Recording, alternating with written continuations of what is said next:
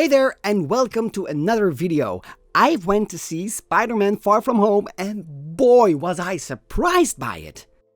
Let me say right off the bat, this movie is so much more than the trailers actually want you to see. Oh my, I'm still so excited about what I saw. And there is so much to talk about.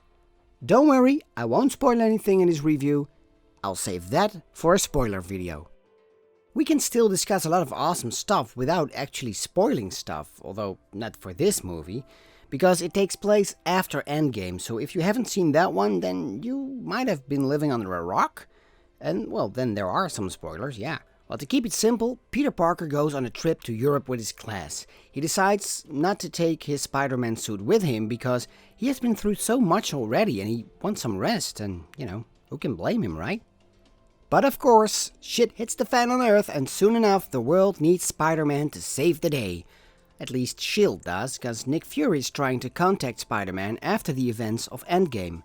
The story takes some very cool twists and I enjoyed myself so much. Like I said, this movie is very much a post-Endgame story. It's a perfect ending to Phase 3 if you ask me. Because it shows us as an audience how the world keeps spinning now Tony Stark is dead and what it actually means to the world that he is gone. And that 50% of us have been erased for 5 years. Yeah, the world has to live with that.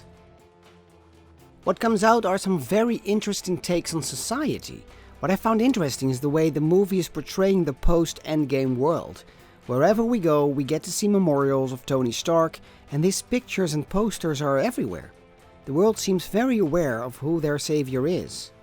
By the way, Tony Stark is so much in this movie. Not literally, but his shadow is leaning over this movie in a very big way. But again, spoilers.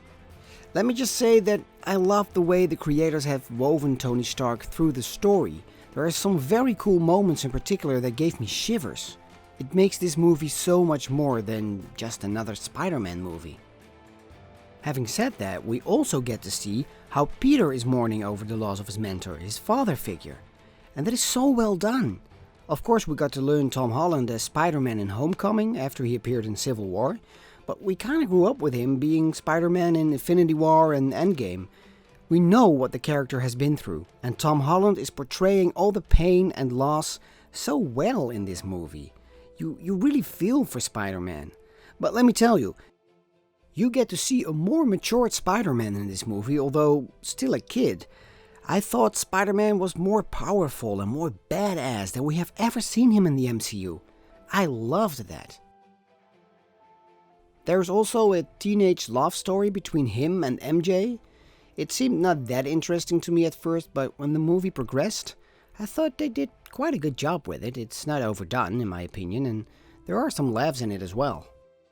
The supporting cast, it's also doing what they should do. Everyone is getting some amount of shine through the movie, and of course we got Happy and Aunt May. We saw them in the trailers, but boy, they seem to like each other a lot. Let me just say that the situation, it made me laugh a couple of times. And then Jake Gyllenhaal, he does an amazing job as Mysterio. He once again showed us what a wonderful actor he is in this movie, and it's the combination of his very strong performance and some excellent CGI that knocks this character right out of the park. It is so good. But I can't say much without spoiling stuff, so more on Mysterio in the spoiler video. I already said some excellent CGI, cause boy there was a lot of it in this movie. After all the visual spectacles from Infinity War and Endgame, you might think that Marvel cannot top that. But I think they kinda did it in a very subtle way.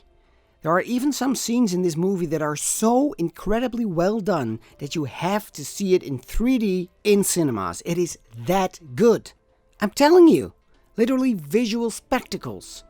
I found myself thinking afterwards how complex it must have been to actually make them, and how they had to storyboard every inch to make it as good as it actually is. These scenes alone, they deserve to be seen in cinema. Also, the way Spider-Man moves, sometimes you just know it must have been done with CGI, but they do such a very good job with the animation that I just thought of that afterwards. During the movie, you are just watching a web-slinging Spider-Man. The only thing though that always keeps being a CGI snake in the grass is green screen. Cause there were some scenes, close-ups in particular, that I could easily see it was a green screen. It didn't took me out of the movie though, because, well, you know, it wasn't that bad or that important, but no matter how good Marvel gets at their CGI department, they can create worlds beyond our belief. They blow stuff up very realistically. They even make us believe that people are de-aged. But even then, a clean key with a perfect light setting is the hardest one to tackle. It's a minor thing, but, you know, I thought it was funny. Now don't think because it's a post-Endgame story it is all very heavy and sad, because I actually laughed a lot during the movie. There are a lot of nice jokes and slapstick moments for you to enjoy. To wrap it all up, like I said in the beginning of the review, the trailers, they just don't show you how awesome this movie actually is. There are so many layers and there's so much going on. This movie will tear you up, it will make you laugh, and it has awesome CGI and action scenes. There are even 2 post-credit scenes. Of course I won't spoil them, but oh my god, they blew me away! Endgame didn't have any post-credit scenes. Well, Marvel made up for it with these scenes, let me tell you. This movie is, in my opinion, a very important piece to Phase 3, and it actually serves as a portal to Phase 4. Believe me, you do not want to miss this one. That's it for now. If you liked the video, give me a thumbs up, it will really help the channel. And if you subscribe, you won't have to miss any new videos. See you next time. Bye.